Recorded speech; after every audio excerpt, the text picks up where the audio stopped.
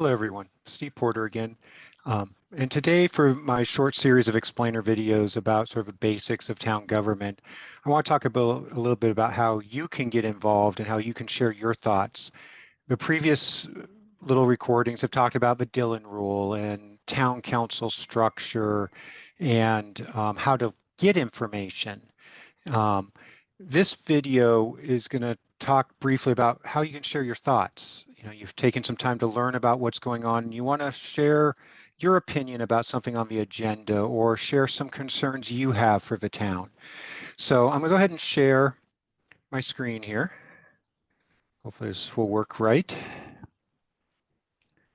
So again, the website is a great tool here. So if you go to herndon-va.gov, this will bring you to the town website.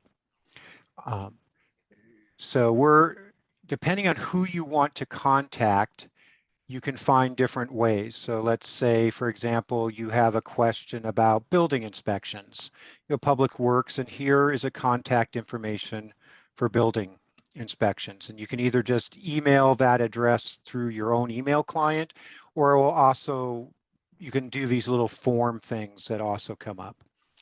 So pretty much all the different functions in town have that. For town government specifically, the different boards and commissions here, for example, I serve on the Board of Zoning Appeals. So if you wanted to send a message to us, you would use this community.development at herndon-va.gov. There's also links about specific processes. But let's say you just want to comment on something sort of in general. You go to the mayor and town council here, and the best way of doing this is to contact the town.clerk@herndon-va.gov. So what that does is that will send the message to the town clerk, and then she or her staff will distribute it out to all the council members, the mayor, the town manager, and any relevant staff members. So if you are raising a concern about the budget, the director of finance is going to get copied on it. If you're raising a concern about speeding or traffic safety, the traffic engineer will get copied, chief de board will get copied. And so this puts it all on the record as well, which you want to do. You want to share it in such a way that it will actually become part of the official record of a town. And so that's how you can do correspondence wise. You can also phone in stuff if you have specific comments. So that's another way.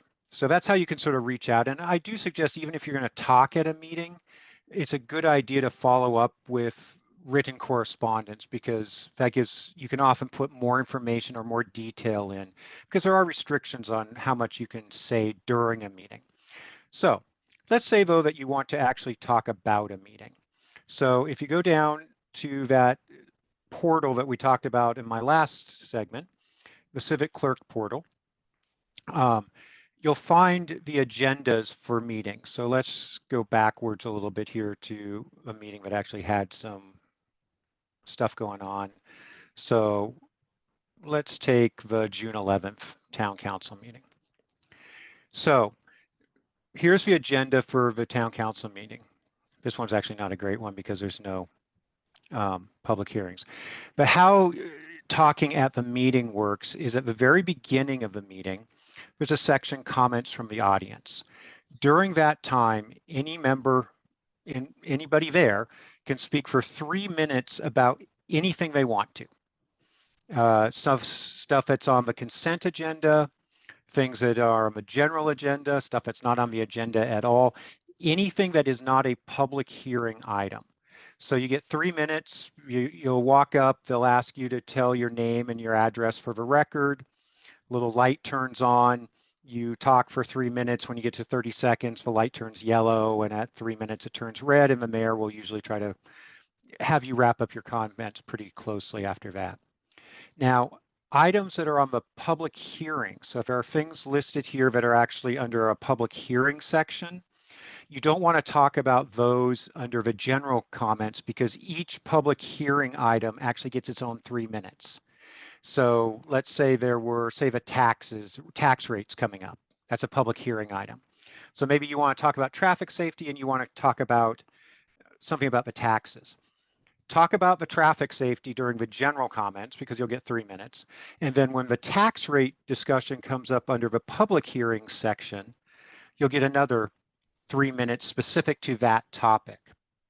So, that's how you can share your thoughts 2 different ways, by actually, sending in your written comments or by actually speaking at a meeting. So I hope that sort of clarifies that process a bit for you. I've enjoyed doing this series of little short explainer videos. If you've got any questions or things you'd like clarified or anything, I'll try to do sort of a follow-up in a bit of, those type of things. Somebody has some questions about something or wants something clarified. But again, my name's Steve Porter. I'm currently running for town council, and I approved and authorized this presentation. Thank you.